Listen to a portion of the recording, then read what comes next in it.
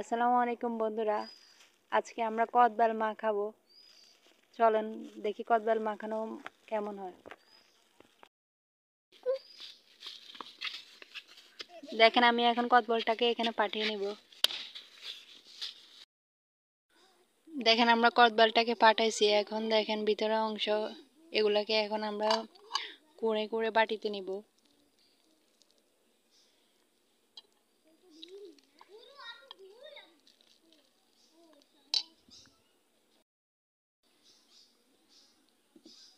দেখেন বন্ধুরা, এটা একেবারে একটা পাকনা কদবেল, অনেক মিষ্টি লাগতেছে।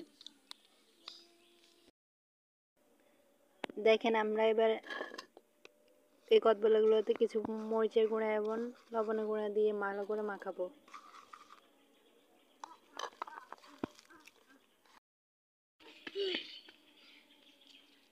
দেখেন এই আমরা কদবেল মাখাইলাম, কত সুন্দর হয়েছে দেখছেন। এখন আমরা সবাই খাবো।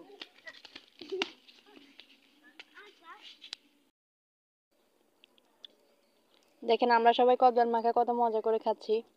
আপনারা যদি কদবেল মাখা এভাবে খেতে চান আমাদের বাসায় চলে আসেন।